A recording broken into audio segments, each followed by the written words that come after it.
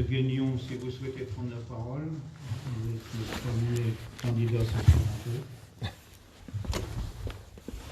Avec le titre qui est là. Oui.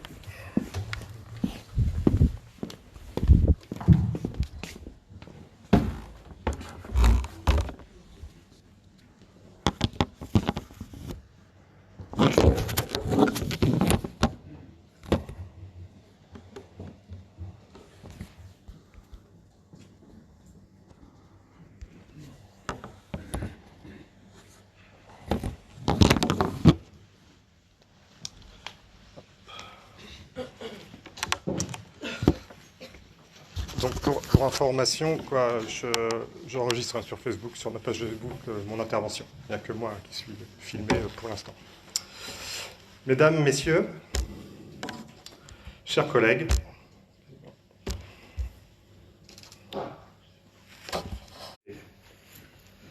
car épée définitif arrive au plus vite pour reprendre autant se faire se peut la vie sociale, mise à mal pour beaucoup de nos concitoyens.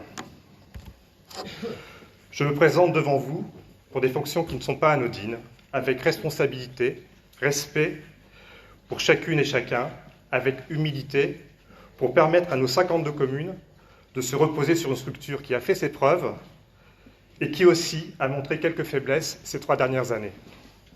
Je suis présent devant vous, je le dois à Philippe Hazard, mon maire. Les comptes seront plus mesurés à l'issue de cet exposé. J'ai 55 ans. Je suis marié depuis 31 ans. Nous avons 3 enfants qui ont trouvé leur place dans la société. Je suis natif de la Sarthe et j'ai passé toute mon enfance dans un village à Sermaises, un village de 200 habitants, enfance et adolescence. J'ai connu la rurale, un temps où on faisait des cours de morale et puis on apprenait des fables de La Fontaine, la grenouille et le bœuf, par exemple. Ensuite, ce fut collège privé à Noyon, à Chauny, et puis le lycée public à Compiègne et Rouen, où je passe mon bac de technologie génie civil. Ensuite, c'est l'IUT à Amiens, et j'ai un DUT génie civil que je poursuis avec une année spéciale en technique de commercialisation.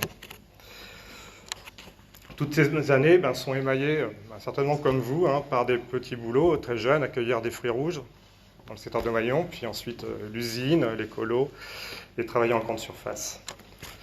Puis est venu le temps de l'armée, où je suis incorporé au 25e RGA à Compiègne, où je sors sous-officier. Ma carrière professionnelle, elle débute en 88, comme chef de chantier dans une entreprise de travaux publics, chez Cocherie-Bourdin-Chaussée, aujourd'hui Eurovia, à Tourotte. Là, j'apprends le management, la difficulté ou la simplicité de gérer des hommes dans le milieu professionnel. En 90, j'intègre la SNCF, ou la direction du TGV Nord, où je participe à la construction du TGV Nord Europe, où je m'occupe de terrassement et d'hydraulique. Ensuite, à la fin de ces travaux, j'intègre un bureau d'études d'ouvrages d'art pour calculer des ponts, tout ce qui est génie civil. Et lancer des consultations d'entreprise, donc de monter des dossiers de consultation d'entreprise. Par opportunité, je change encore d'emploi dans cette entreprise où je m'occupe cette fois-ci de bâtiments et je suis en responsabilité de négocier les contrats de maintenance pour tout le patrimoine de la région de Paris-Nord. Comme ça fonctionne bien, ma hiérarchie me fait encore progresser et je deviens directeur d'opération d'investissement immobilier. Ce poste actuel, pour moi, est un vrai délice qui aime les responsabilités, la complexité, les rapports humains, la diversité, tout un panel de situations qui vous font grandir au quotidien et qui vous remettent en cause plus vite que l'on le souhaite. Mon poste est au niveau national, donc je suis souvent en déplacement à travers la France et mes fonctions font que je suis un des interlocuteurs privilégiés des collectivités locales pour négocier, faire en sorte qu'on trouve des consensus pour pouvoir chacun construire les bâtiments de services publics dédiés aux loisirs et à la culture.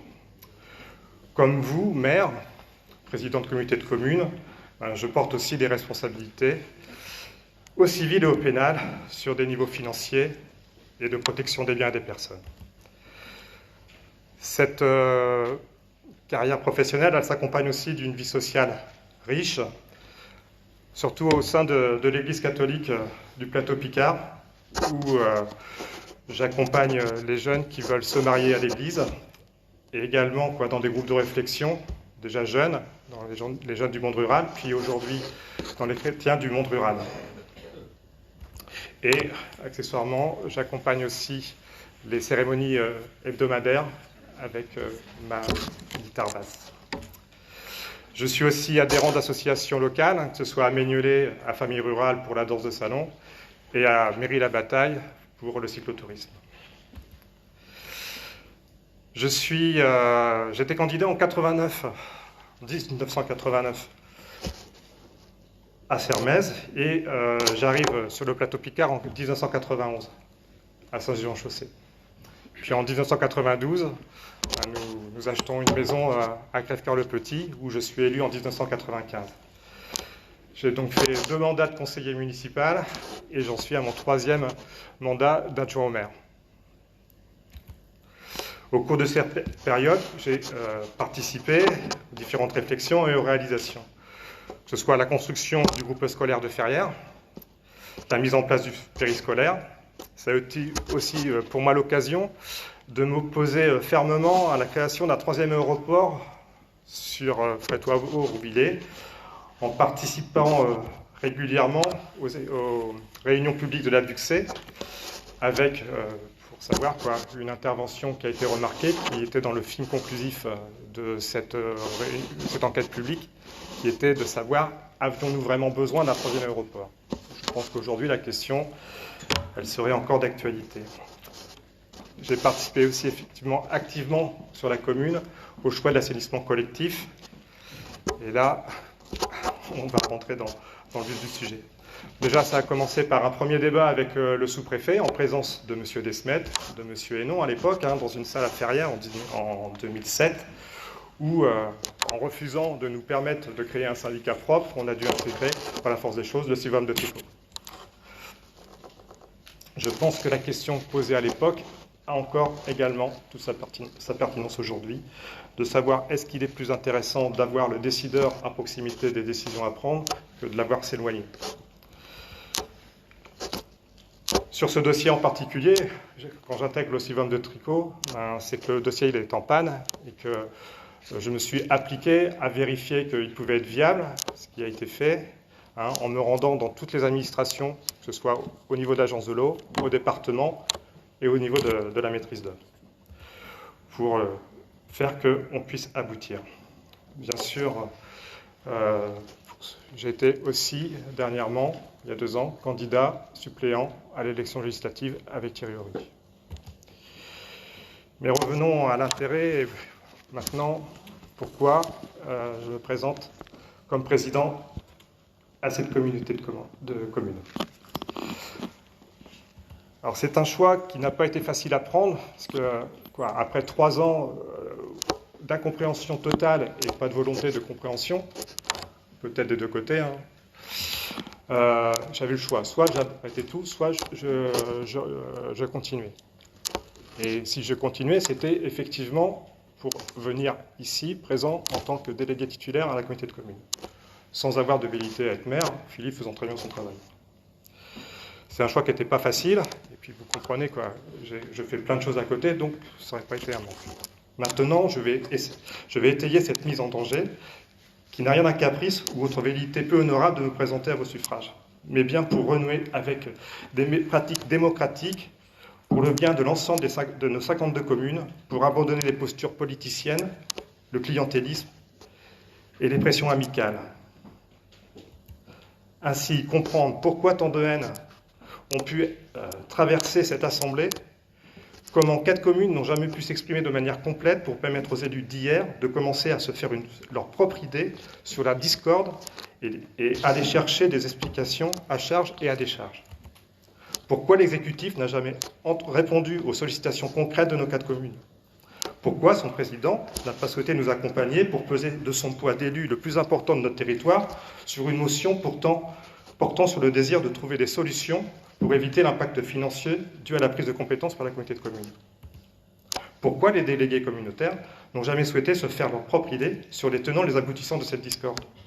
En votant contre une position au mois de décembre dernier, contre notre avis sur un point qui nous concernait, et en interrogeant les personnes de savoir pourquoi, pas de réponse, à part le fait que la communauté de communes nous présente ça, pourquoi on croirait plus les uns que les autres?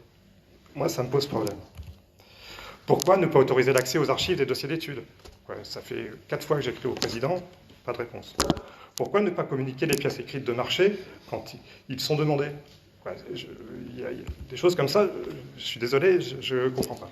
Pourquoi tant d'attitudes irrespectueuses en ne répondant pas, en répondant qu'extrêmement rarement aux questions au mail? Pourquoi des vice-présidents, certainement par manque d'arguments et de maîtrise du sujet, vous reprochent de ne pas avoir de courage politique? Je veux dire, à un moment donné, il y a des choses qui doivent être mises en place. Pourquoi recevoir une réponse surréaliste insolente sans que cela gêne le président sortant?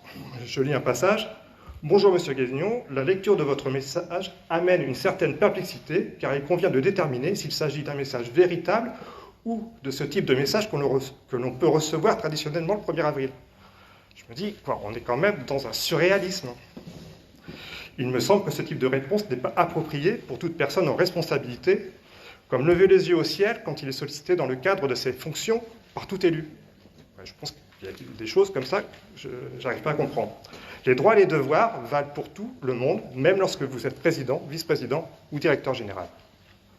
Fort de ces mésaventures, si président je suis, je proposerai plusieurs dispositions pour organiser des débats qui feront participer tout élu qui le souhaiterait.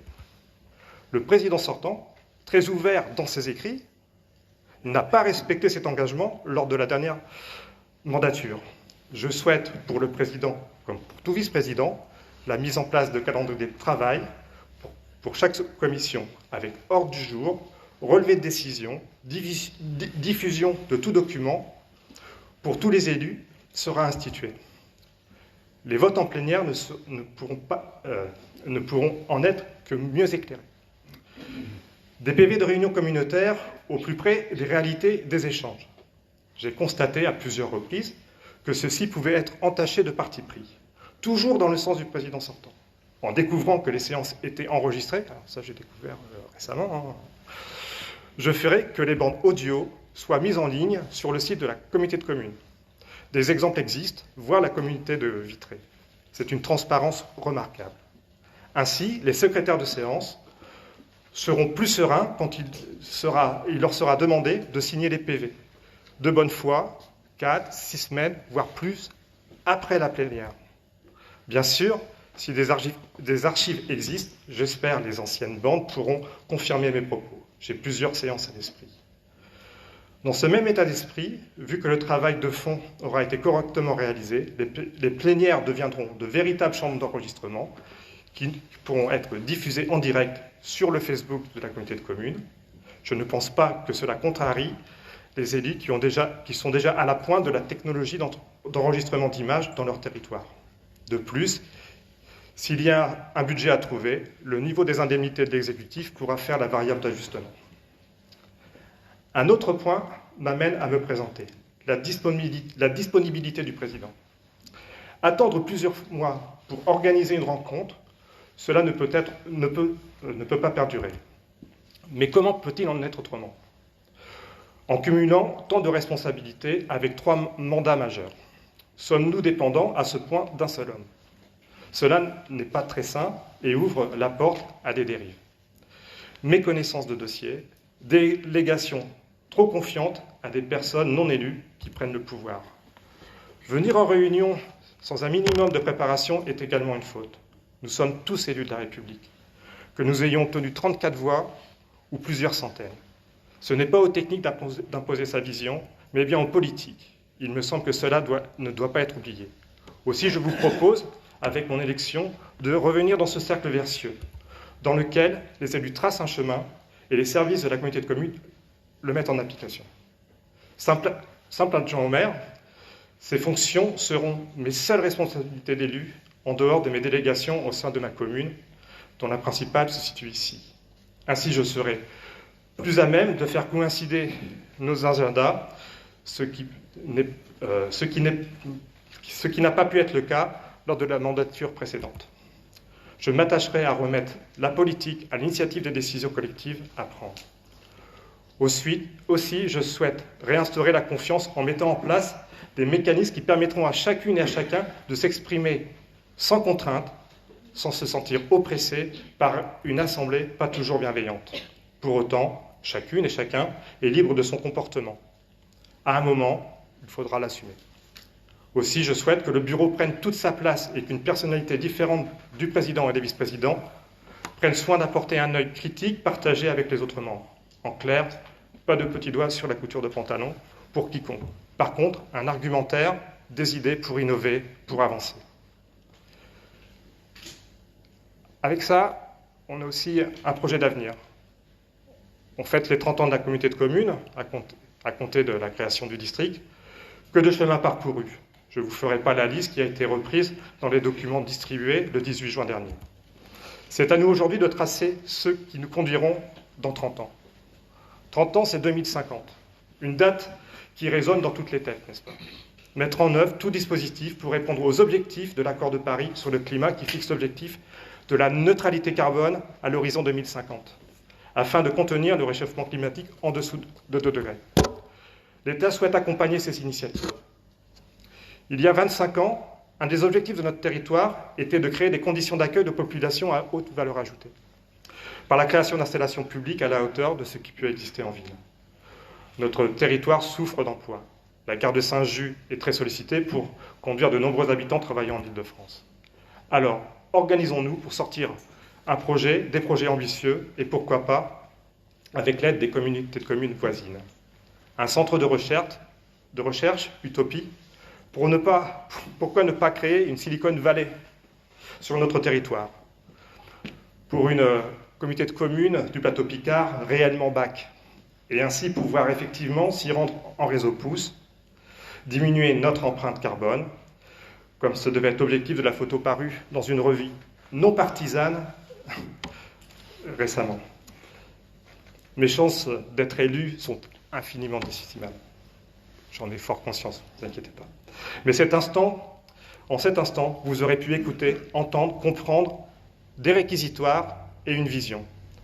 En vous exposant mon parcours, mes propositions organisationnelles, je pense être en pleine capacité d'assurer les missions de président. Je suis dur à la tâche, un homme de dossier. J'ai pu le prouver aux 4 maires qui m'ont toujours soutenu.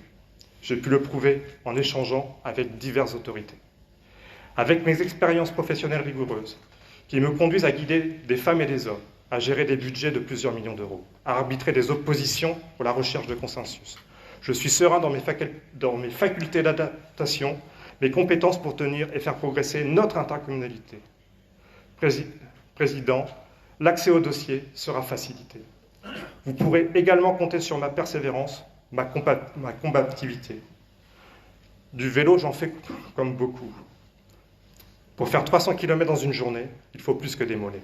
Une détermination sans faille, un physique qui ne nage pas, et des amis pour vous abriter le moment venu. Une expérience de plus dans mon escarcelle. Dans quelques instants, vous écrirez le nom du futur dirigeant de la communauté de communes.